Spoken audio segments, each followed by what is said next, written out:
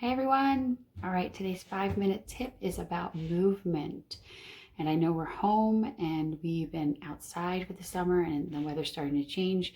So we want our kids to continue to move even though they're doing online learning or that we're doing online learning.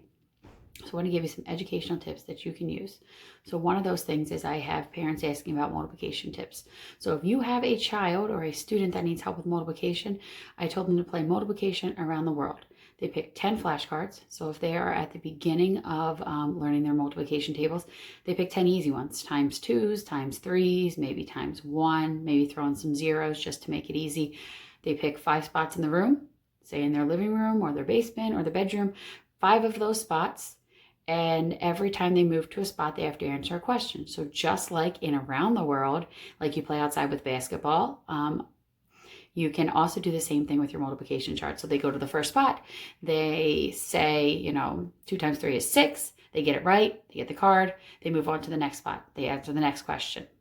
And just like around the world, they get all the way around the world, you can challenge them to get back. And the goal is to get through all 10 of those cards by going around the world and see how many they can get right in a row. And that's just one way to do it, versus, holding the flashcard up. It gives them a little bit of movement. It gets them moving around the room. It gets them doing something active, but learning as well. There's a lot of different things that you can do with that. So that was your tip for today about movement. But the second part of that is, how does that relate to SEL? Well, movement is super important for us. So it helps our brain, it helps our body, it gets us focused. Sometimes it changes our mood and our emotions. I don't know if there's a lot of people when you have a lot of things going on in your mind or you're feeling kind of crappy, you want to go outside. I'm a person that just wants to go outside, sit outside, go for a walk. You might want to go for a run. You might want to work out. So the same as we want to do those things, there's a little activity that you guys can do with your kids. So when your kids are, when you guys are working on emotions, if you're working on SEL at home, which I hope you are, that's the point of my tips. One of these things I discovered is when you're talking about emotions, it's an emotions scavenger hunt. And I have it here because it was something that I used actually in my classroom to talk about all types of feelings, and things that are in our house affect our feelings. So I think of things when I see pictures of my dad or I see my dad's handwriting, I feel different emotions because my dad is no longer with us.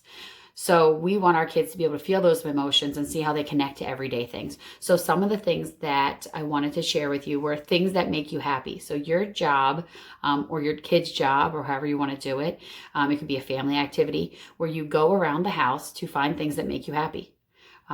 Things that make you laugh, or something that makes you laugh when you think of it. Something that you're proud of.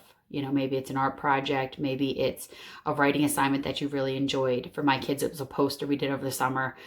They love having it up. Now that Bradley is in kindergarten, that he put a new one up about how he was on the first day of school. So now he has a new favorite thing. Something that makes you feel safe. So this kind of gives them a way to share their emotions with you if they aren't ready to talk about their emotions. Something that reminds you of a time when you were super surprised. Maybe if somebody came as a surprise visit. And I'll show you, we have something over here that's a surprise visit. My aunt from Florida came to visit us, and it was a surprise. So that would be something that we left up there. The boys wanted to leave it up there because it made them think of when Aunt Ollie came to visit. Something that makes them, that they felt when they were angry. What is something that makes you feel better when you are angry or sad or upset? I will give you an example. My son has a little Mickey Lovey, and he has a blanket that used to be white and now is like a grayish color. But that is his thing. When he's upset, when he's angry, when he's tired, that's what he goes to. So what is that thing that you go to? And then lastly, maybe something that makes you feel silly or something that makes you feel loved. So you can do any of these types of things to create movement. I do it in the basement with them, and I do it as a timer. So it's kind of like a game. Okay, take a look at the room. Take a second. What is that thing that makes you feel really happy inside? Run and go get it and bring it back to me. It's just a way to mix up your day, to break things up and get their brain going. Sometimes it also helps that you keep a mental note of what those things are. So what are those things that comfort them? What are those things that they're proud of, and bring it up? Make a point to say, oh, wow, I really liked this. I love the detail you used in this. What was your favorite part of this project or this thing that made you proud? It's getting your kids to talk about emotions without saying, hey, we're going to talk about your emotions and how you feel. Whereas my son, my oldest son, knows that I talk about social emotional learning and I think it's important and he sees the value. But sometimes when I'm doing these, he's like, oh, Mom, come on. So then we'll do activities like this. And I'll be like, did you like that? And he was like, yeah, you should share that. That was fun. I was like, we were talking about emotions. He's like, yeah, I know what we were doing. But he knows that the next day when he was upset about something, I was like, hey, why don't you go get that thing that was in the basement? Remember the book you really liked? And he felt better, because what it does is it's connecting you to your children, or you can even do it with your students. I did it with my students. It's making that connection. And right now, connection is key for our children and our students in our classrooms.